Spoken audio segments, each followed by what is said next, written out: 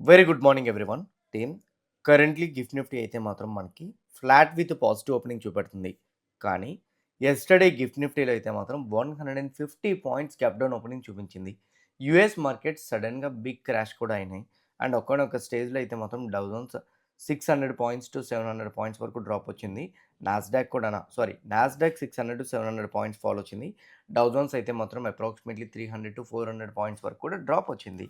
Same time ఈరోజు evening యూఎస్కి important event అయితే మాత్రం ఉంది. అది మన మార్కెట్ని కొంతవరకు ఇంపాక్ట్ చేయొచ్చు. యూరోప్ వాళ్ళు 21st శాంక్షన్స్ అయితే మాత్రం రిలీజ్ చేశారు. దానివల్ల అంటే ఈ 21st శాంక్షన్స్ ఏవైతే ఉన్నాయో దానివల్ల మన ఇండియన్ మీద కూడా కొంచెం ఇంపాక్ట్ పడే ఛాన్సెస్ ఉన్నాయి. బికాజ్ వాళ్ళు విధించిన శాంక్షన్స్ లిస్ట్‌లో మన ఇండియన్ కంట్రీ కూడా ఉంది. అండ్ అట్లానే గవర్నమెంట్ ఒక కీలక నిర్ణయం తీసుకుంది. అది ఆయిల్ మార్కెటింగ్ కంపెనీస్‌కి పాజిటివ్‌గా మారే అవకాశాలు కూడా ఉన్నాయి.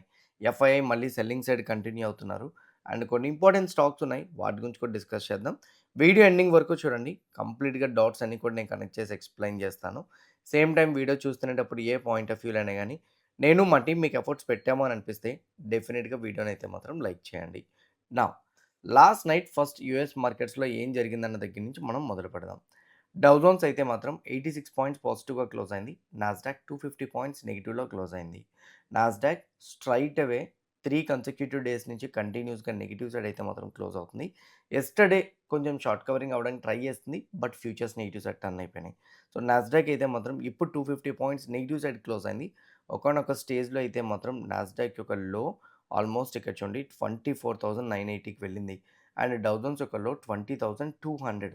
బట్ క్లోజ్ అవ్వడం ఎక్కడ క్లోజ్ అయింది? 20,872. 600 పాయింట్స్ రికవరీ అయింది. అంటే 500 పాయింట్స్ వరకు క్రాష్ అయిందని అర్థం. ఎందుకు యూఎస్ మార్కెట్స్ ఇంతలా క్రాష్ అయినాయి?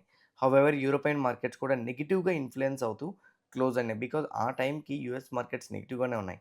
లాస్ట్ 1 ½ అవర్ టు 2 అవర్స్‌లోనే ఇవి రికవరీ అయినాయి. ఏషియన్ మార్కెట్స్ కరెంట్‌లీ నెగెటివ్‌లో ట్రేడ్ అవుతున్నాయి. మేజర్‌గా జపాన్ మార్కెట్ 1%, చైనా మార్కెట్స్ కూడా నెగెటివ్‌లో ట్రేడ్ అవుతున్నాయి. ఏషియన్ మార్కెట్స్ నెగెటివ్‌గా ట్రేడ్ అవ్వడానికి ఒక రీజన్ ఉంది. దాని గురించి నేను మీకు చెప్తాను. నౌ ఇండెక్స్ ఫ్యూచర్స్‌లోకి వెళ్ళిపోదాం. డౌ ఫ్యూచర్స్, నాస్డాక్ ఫ్యూచర్స్ ఎట్లా ట్రేడ్ అవుతున్నాయనేది. కరెంట్లీ డౌ ఫ్యూచర్స్ -55, నాస్డాక్ -122. నాస్డాక్ ఏమో లుక్స్ లైక్ 350 పాయింట్స్ నెగెటివ్‌లో ట్రేడ్ అవుతుంది. అండ్ ఆల్మోస్ట్ నాస్డాక్ అయితే మాత్రం 1.2% నెగెటివ్‌లో క్లోజ్ అయినట్టయితే మాత్రం మనకి కనపడుతుంది. Now when it comes to the gift Nifty పరంగా చూసుకుంటే 23,260. మనకి నిఫ్టీ 50 ఫ్యూచర్స్ క్లోజ్ అయింది ఎక్కడో తెలుసా? 23,300, 40 పాయింట్స్ గ్యాప్ డౌన్. బట్ ముందు అయితే మాత్రం ఇది 23,310 దగ్గర ఓపెన్ అయింది. ఆ హై వరకు కూడా వెళ్ళింది. నేను థంబ్‌నెయిల్ ఇస్తున్న టైంలో అయితే మాత్రం ఫ్లాట్ విత్ పాజిటివ్ ఓపెనింగ్ చూపించింది. బట్ ఇప్పుడు ఫ్లాట్ విత్ నెగెటివ్. మళ్ళీ ఆహ్, ఆహ్, ఐ మీన్ మార్కెట్ ఓపెన్ అయిన టైంకి, వీడియో రిలీజ్ అయిన తర్వాత మార్కెట్ ఓపెన్ అయిన టైంకి మళ్ళీ పాజిటివ్‌గా టర్న్ అయినా మనం ఆశ్చర్యపోవాల్సిన అవసరం లేదు. ఇలా ఎప్పుడైనా లిటిల్ బిట్ కన్‌ఫ్యూజ్డ్ ఉండేటప్పుడు ఏడీఆర్స్‌ని చూసేయండి. ఒక క్లారిటీ వచ్చేస్తది. ఏడీఆర్ అంటే ఏంటి? మన ఇండియన్ స్టాక్స్ అమెరికాలో ట్రేడ్ అయినవి. యెస్టర్‌డే హెచ్‌డిఎఫ్‌సి బ్యాంక్ 1.2% పాజిటివ్‌గా క్లోజ్ అయింది. యాక్చువల్‌గా హెచ్‌డిఎఫ్‌సి బ్యాంక్ అయితే మాత్రం నిన్న మన ఇండియన్ మార్కెట్‌లో 0% రియాక్ట్ అయింది. కానీ 1.2 అంటే మేబీ ఈరోజు హెచ్‌డిఎఫ్‌సి బ్యాంక్ అట్‌లీస్ట్ 0.5% అయినా రియాక్ట్ అవ్వడానికి ఛాన్సెస్ అయితే మాత్రం ఉన్నాయి. ICICI bank 2.3. హౌఎవర్ నాస్డాక్ నెగెటివ్‌గా ఉంటే మాత్రం ఐటీ స్టాక్స్ నెగెటివ్‌గా ఉంటాయి కాబట్టి ఐటీ స్టాక్స్ ఎలానో నెగెటివ్‌గానే ఉన్నాయి. IT stocks negative, HDFC, ICICI bank 2 కూడా పాజిటివ్ అనేది మనకు కనపడుతుంది. ఇండియన్ రూపీ ఏమో 95.277 స్టిల్ ఇప్పటికి కూడాన వీక్‌గానే ఉంది ఇండియన్ రూపీ అయితే. కమోడిటీస్‌లో క్రూడ్ చూస్తే 92.37, 89 దగ్గర ట్రేడ్ అవుతుంది. కరెక్షన్ అయింది. యాక్చువల్‌గా నిన్న ఒకానొక స్టేజ్‌లోని కమోడిటీ కూడాన కొంచెం స్పైక్ అవ్వడానికి ట్రై చేసింది. బట్ ఆ తర్వాత డిప్ అయిపోయింది. అసలు ఎందుకిలా వాలటైల్‌గా మూవ్ అయింది? యూఎస్ మార్కెట్స్‌లో ఎందుకు డౌ జోన్స్ 600 పాయింట్స్ వరకు ఫాల్ అయ్యి 85 పాయింట్స్ పాజిటివ్ సైడ్ మొమెంటమ్ ఇచ్చింది. అసలు ఇలా వాలటైల్‌గా ట్రేడ్ అవ్వడానికి కారణం ఏంటి అనంటే, ఫస్ట్ వన్ నిన్న మీకు గుర్తుందో లేదో మన మార్కెట్ అవర్స్‌లోని US Apache helicopter almost damage అయింది.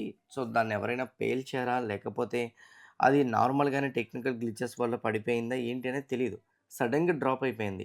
ఆ డ్రాప్ అయిపోయినేటప్పుడు అందులో ఉన్న ఆఫీసర్స్ ఎవరైతే ఉన్నారో, పైలట్స్ ఎవరైతే ఉన్నారో వాళ్ళకి పెద్దగా డ్యామేజ్ అవ్వలేదు.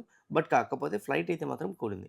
ఆ టైంలోనే ఇరాన్ అటాక్ చేసిందా అని కొంతమంది, ఇరానే అటాక్ చేసిందని కొంతమంది, లేదు జస్ట్ టెక్నికల్ గ్లిచెస్ వల్ల మాత్రమే పడిందని కొంతమంది. బట్ ఇప్పుడు ప్రెజెంట్ రైట్ నౌ ట్రంప్ చెప్పేది ట్రంప్ అయితే మాత్రం నైట్ మన మార్కెట్స్ క్లోజ్ అయిన తర్వాత యూఎస్ మార్కెట్స్ ఓపెన్ అయిన తర్వాత ఒక స్టేట్మెంట్ చేశారు. ఏదైతే ఇరాన్ మా హెలికాప్టర్‌ని షూట్ చేసిందో దానికి డెఫినిట్‌గా సమాధానం చెప్పాల్సిందే. అంటే సమాధానం మేము చెప్తామని. అంటే సింపుల్ చెప్పాలంటే తిరిగి మేము అటాక్ చేస్తాము అని చెప్పి ట్రంప్ స్టేట్మెంట్ ఇచ్చిండు. దీనికి యూఎస్ మార్కెట్స్ అన్నీ నెగెటివ్ సైడ్ కరెక్షన్ అయినాయి. మళ్ళీ ఇదే ట్రంప్ ఇంకో స్టేట్మెంట్ కూడా ఇచ్చిండు. ఇరాన్ ఇచ్చిన ఐ మీన్ అగ్రీమెంట్ ఏదైతే ఉందో దాన్ని కంప్లీట్‌గా రివ్యూ చేశారని ప్రిలిమినరీ యాక్సెప్టబుల్ అంటే ఫస్ట్ స్టేజ్ ఆఫ్ యాక్సెప్టెన్స్ అనేది ముందుకు తీసుకువెళ్ళడానికి ట్రంప్ సిద్ధంగా ఉన్నారనే స్టేట్మెంట్ వచ్చింది. ఈ స్టేట్మెంట్ మార్కెట్స్ అన్నీ రికవరీ చేయడానికి హెల్ప్ అయినాయి. క్రూడ్ ఆయిల్ లోవర్ సైడే ఉండడానికి హెల్ప్ అయింది. సేమ్ టైమ్ గ్లోబల్ మార్కెట్స్‌లో, అదర్ మార్కెట్స్‌లో కొంచెం రికవరీ అవ్వడానికైతే మాత్రం హెల్ప్ అయింది. మళ్ళీ I mean US markets close అయిపోయిన తర్వాత, రికవరీ అయిన తర్వాత, యూఎస్ మార్కెట్స్ క్లోజ్ అయిన తర్వాత ఇంకో అప్డేట్ కూడా వచ్చింది. యూఎస్ వాళ్ళు ఫ్రెష్‌గా ఇరాన్ మీద అటాక్స్ చేయడానికి సిద్ధంగా ఉన్నారు. ఎందుకు అనంటే వాళ్ళ హెలికాప్టర్‌ని కూల్చేశారని చెప్పి. సో, ఒక దగ్గర ట్రంప్ ప్రిలిమినరీ యాక్సెప్టబుల్ అని ఉంది. ఇంకో దగ్గర వచ్చేసరికి మళ్ళీ అటాక్ చేసినట్టుంది. ఇది మళ్ళీ మార్కెట్‌లో వాలటాలిటీ పెంచి ఏషియన్ మార్కెట్స్‌ని రెడ్ వైపు టర్న్ చేసింది. సేమ్ టైమ్ యూఎస్ ఫ్యూచర్స్‌ని I mean bearish short turn చేసింది. క్రూడ్ ఆయిల్‌ని హయ్యర్ సైడ్ మొమెంటమ్ ఇవ్వడానికి హెల్ప్ అయింది. వీటి వల్ల ఇప్పుడు రైట్ నౌ మళ్ళీ మార్కెట్స్‌లో వాలటాలిటీ పెరిగింది. ఉన్న నెగెటివ్సే సరిపోలేదనంటే అంటే ఒక్కొక్కసారి మనం ఎగ్జామ్ పేపర్ ప్రిపేర్ అవుతునేటప్పుడు కొన్నిసార్లు out of the box questions వస్తూ ఉంటాయి. Out of the syllabus. దానికి మనం ఏం చేయలేం. ఎగ్జాక్ట్‌లీ ఇంకో out of the syllabus question కూడా వచ్చింది. అదేంటి అనంటే యూరోపియన్ యూనియన్ వాళ్ళు 21st శాంక్షన్స్ ప్యాకేజ్‌ని ఇంక్లూడ్ చేశారు. శాంక్షన్స్‌ని విధించిన దాంట్లో రష్యాతోనే కాదు, యూజువల్‌గా రష్యా మీద శాంక్షన్స్‌ని విధిస్తారు. ఉక్రెయిన్‌తో యుద్ధం చేస్తుందని. సో, రష్యాతో పాటు కొన్ని కంట్రీస్ మీద మేజర్‌గా India, China, Turkey I mean Kyrgyzstan, Kazakhstan, UAE some other countries మీద అయితే మాత్రం 30 న్యూ డెస్టినేషన్స్ అయితే మాత్రం ఆహ్, శాంక్షన్స్ విధించారు. మేజర్‌గా డ్రోన్ మ్యానుఫ్యాక్చరింగ్ రిలేటెడ్‌వి ఏవైతే ఉన్నాయో వాటి మీద అయితే మాత్రం శాంక్షన్స్‌ని విధించినట్టు చెప్తున్నారు. మేబీ ఇది ఒక పక్క నెగెటివ్ అని మనం చెప్పొచ్చు. మళ్ళీ లాంచ్ చేస్తానని చెప్పేది ఇది 2 కూడా నెగెటివ్. గవర్నమెంట్ సైడ్ నుంచి ఒక పాజిటివ్ అప్డేట్ కూడా ఉంది. అదేంటంటే ఆయిల్ మార్కెటింగ్ కంపెనీస్‌కి అప్రాక్సిమేట్‌లీ 1.23 లాక్ క్రోర్స్ సపోర్ట్ ఇవ్వడానికి గవర్నమెంట్ సిద్ధపడిందని చెప్తున్నారు. దీనివల్ల హెచ్‌పీసీఎల్, బీపీసీఎల్, ఓఎన్‌జీసీ లాంటి కంపెనీస్ పాజిటివ్‌గా మారే అవకాశాలైతే మాత్రం ఉన్నాయి. ఇక్కడి వరకు చూసుకుంటే ఓఎంసీ కంపెనీస్ ఈరోజు పాజిటివ్‌గా టర్న్ అవ్వచ్చు. On the other side attacks పరంగా అయితే మాత్రం మార్కెట్స్ వాలటైల్‌గా ఉన్నాయి. ఈరోజు 2 తర్వాత ట్రేడ్స్ చాలా కాషియస్‌గా ఉండండి. ట్రేడ్స్ చేయడానికైతే మాత్రం సిద్ధపడొద్దు. ఎందుకు అని అంటున్నానంటే యూఎస్ ఇన్‌ఫ్లేషన్ ఈవినింగ్ 6:00కి రాబోతుంది. గుర్తుపెట్టుకోండి యూఎస్ ఇన్‌ఫ్లేషన్ అనేది చాలా చాలా చాలా చాలా important. Next month interest rate డెసిషన్‌లోనే ఈ ఇన్‌ఫ్లేషన్ బట్టే ఉంటది. ఇంట్రెస్ట్ రేట్ యొక్క డెసిషన్. ఇన్‌ఫ్లేషన్ అయితే మాత్రం 4% టు 4.2% ఎక్స్‌పెక్టేషన్ ఉంది. 3.8 లాస్ట్ టైమ్ ఆల్రెడీ పెరుగుతదని ఎక్స్‌పెక్టేషన్ మార్కెట్‌లో ఉంది. ఒకవేళ గాని ఇన్‌ఫ్లేషన్ 3.8కి మించి 4.2, 4.3కి గాని వస్తే మాత్రం మేబీ మార్కెట్స్‌లో డ్రాప్ కనిపించే ఛాన్సెస్ కూడా ఉన్నాయి. ఒకవేళ గాని డ్రాప్ కనపడితే రేపు ఇండియన్ మార్కెట్‌లో బిగ్ గ్యాప్ డౌన్ కూడా ఓపెన్ అవ్వచ్చు. ఈరోజు ఆఫ్టర్ 2 తర్వాత ఈ ఇన్‌ఫ్లేషన్ ఈవెంట్ ఉంది కాబట్టి మార్కెట్‌లో వాలటాలిటీ కనపడతది. About trading after 2:00 this is what I suggest. Okay. Now markets పరంగా టెక్నికల్‌గా మనం డిస్కస్ చేద్దాం. ఈరోజు ఎలా ఉండే ప్రాబబిలిటీస్ ఉన్నాయని. 23,170 ఇంపార్టెంట్ సపోర్ట్ లెవెల్. సో, దాని అబోవ్ యెస్టర్‌డే మార్కెట్ సస్టైన్ అవ్వడానికి ట్రై చేసింది. అయితే ఈరోజు నిఫ్టీ ఫ్లాట్‌లో ఓపెన్ అవ్వడానికి చూపెడుతుంది. నా ఒపీనియన్ ప్రకారంగా నిఫ్టీ గాని ఒకవేళ 23,300-400 మేబీ నాకు తెలిసి యెస్టర్‌డే యొక్క high above yesterday high same time వచ్చేసరికి డే బిఫోర్ యెస్టర్‌డే యొక్క హై 2 కూడాను ఒకటే లెవెల్. సో, ఇప్పుడు రైట్ నౌ ఆ లెవెల్ అబోవ్ గాని ఒక స్ట్రాంగ్ క్యాండిల్‌తో గాని సస్టైన్ అవ్వగలిగితే maybe we can expect a move up to 23,400 and 23,300 first move. దాని అబోవ్ సస్టైన్ అయితే ఆల్మోస్ట్ 300కి వచ్చేస్తది. అది దాని అబోవ్ గాని సస్టైన్ అయితే మాత్రం 300 అబోవ్ గాని సస్టైన్ అయితే మాత్రం we might expect a move up to 23,400. So, 300, 250 above ఉంటే 400 వరకు చూడొచ్చు. డౌన్ సైడ్ వస్తునేటప్పుడు 23,170 బిలోకి వస్తేనే డౌన్ సైడ్ వస్తది. బట్ ఇంకోటి గుర్తుపెట్టుకోండి 23,170 బిలోకి వస్తే మాత్రం we might see fall up to 23,070 or 60. So, అక్కడికి ఒక 100 పాయింట్స్ వరకు డిక్లైన్ చూడడానికి ప్రాబబిలిటీస్ అయితే ఉంటాయి. సో, మేబీ ఈరోజు మార్కెట్స్‌లో అయితే మాత్రం నాకు తెలిసినంత వరకు రేంజ్ బౌండ్ మొమెంటమ్ కనబడతదనుకుంటున్నా. ఎందుకంటే ఈ వార్ పరంగా మిక్స్డ్ క్లూస్ ఉన్నాయి. క్రూడ్ ఆయిల్ అయితే మాత్రం డిక్లైన్ అవుతుంది. అది మాత్రం పాజిటివ్. మేబీ క్రూడ్ డిక్లైన్ అవ్వడం మార్కెట్‌ని ఒక పక్క పాజిటివ్‌గా ట్రిగ్గర్ చేస్తే మాత్రం ఎక్స్‌పెక్ట్ ఇట్ అప్ టు 23,400. ఒక క్రూడ్‌ని కాకుండా అనదర్ పాయింట్స్‌ని ఎఫ్ఐఎస్ సెల్లింగ్‌ని ఇక్కడ చూస్తే ఎఫ్ఐఎస్ వచ్చేసరికి అంటే యూజువల్‌గా చూసుకుంటే ఎఫ్ఐఎస్ సింగిల్ డేలో చూసుకున్నా సో, మళ్ళీ 4,500 క్రోర్స్ మార్కెట్‌ని సెల్ చేశారు. 6,159 క్రోర్స్ మార్కెట్‌లో బై చేయడం జరిగింది. ఈవెన్ వాళ్ళ పొజిషన్స్ కూడా నెగెటివ్ సైడ్ హ్యూజ్ పొజిషన్సే పెట్టుకొనున్నారు. So, F and O side huge positions ఉన్నాయి కాబట్టి any positive opening 1 round off sell off ఉంటది.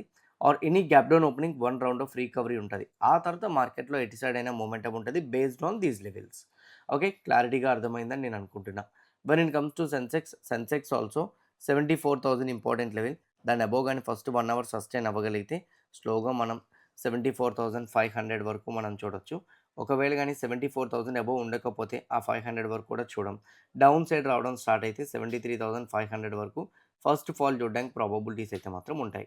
నౌ బిట్‌కాయిన్ పరంగా చూసుకుంటే bitcoin yesterday US markets crash అవ్వడం బిట్‌కాయిన్‌లో లోవర్ సైడ్ మొమెంటమ్ ఇవ్వడానికి అయితే మాత్రం హెల్ప్ అయింది. బిట్‌కాయిన్ కరెంట్‌లీ 61,500 దగ్గర ఉంది. So, as we discussed maybe bitcoin స్లోగా 60,000ని రీటెస్ట్ చేయొచ్చు. 60,000 ఒకవేళ గాని బ్రేక్ చేస్తే మాత్రం డిక్లైన్ కనపడతది. లేదనుకుంటే మాత్రం 60,000ని టచ్ చేసి అప్ సైడ్ బౌన్స్ అవ్వడానికి ఛాన్సెస్ ఉంటాయి. మోస్ట్‌లీ బీరిష్ షేడే చూపెడుతుంది కాబట్టి క్యాండిల్స్ కూడా స్ట్రాంగ్‌గా ఫాలో అవుతున్నాయి కాబట్టి కన్సాలిడేషన్ అయిన తర్వాత బ్రేక్ డౌన్ అవుతదని అనుకుంటున్నాను. సపోర్ట్ లెవెల్‌ని రీటెస్ట్ చేయడానికి ఫాస్ట్‌గానే వస్తదనుకుంటున్నా.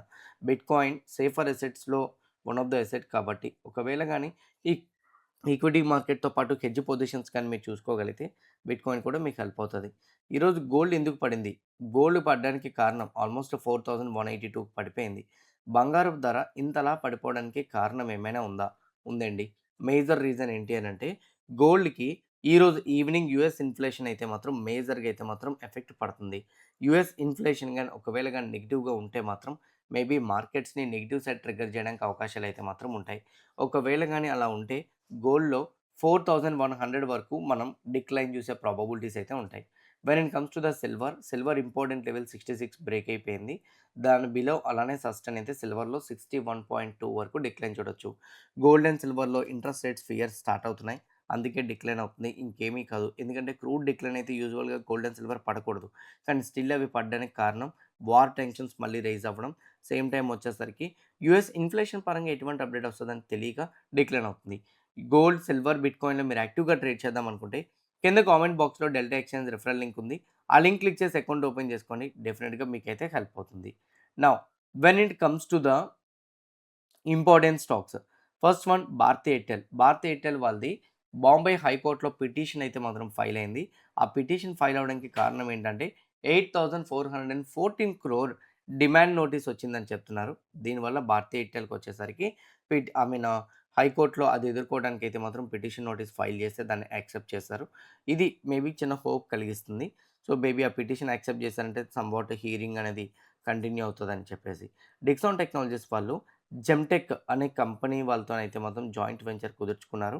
దానికి కారణం ఏంటంటే ఆప్టికల్ ట్రాన్సివర్స్ అండ్ అలానే నెట్వర్కింగ్ గేట్స్‌ని ఫోకస్ చేయడానికి డేటా సెంటర్ కోసం అండ్ అలానే టెలికామ్ ఎకోసిస్టమ్ కోసం. సో, అయితే డెక్సాన్ వాళ్ళు దీనికి 60% స్టేక్‌ని హోల్డ్ చేస్తారు. జెమ్‌టెక్ వాళ్ళు 40%. మేబీ ఇది డెక్సాన్‌ని పాజిటివ్‌గా ట్రిగ్గర్ చేసే ఛాన్స్ అయితే మాత్రం ఉంది. On the other side bank నిఫ్టీని సంబంధించినవైతే ఏం లేదు. హెచ్‌జీ ఇన్ఫ్రా అయితే మాత్రం వాళ్ళ subsidiary company HG Khammam, Devarapalli PKG వన్‌లో ఏదైతే ఉందో అందులో 51% రిమైనింగ్ స్టేక్‌ని కూడా ఆల్మోస్ట్ ట్రాన్స్‌ఫర్ చేయడం జరిగింది. ఇవి మేజర్‌గా ఉన్న అప్డేట్స్. ఇంకేమైనా ఉంటే డెఫినిట్‌గా ఈవినింగ్ పోస్ట్ మార్కెట్ అనాలిసిస్‌లో కవర్ చేస్తాను.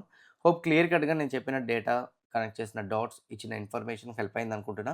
ఎవ్రీథింగ్ హెల్ప్ అయితే వీడియోని లైక్ చేయండి. ఛానెల్‌ని ఇంకా సబ్స్క్రైబ్ చేసుకోకుండా వీడియో చూస్తూ ఉంటే ఛానెల్ కూడా సబ్స్క్రైబ్ చేసుకోండి. ఇదే వీడియో మీ ఫ్రెండ్స్ ఆర్ మీ రిలేటివ్‌కి షేర్ చేస్తే హెల్ప్ అవుతుందనుకుంటే వాళ్ళకి కూడా షేర్ చేయండి. See you all today evening at 5 PM in post market analysis. All the best everyone. Bye.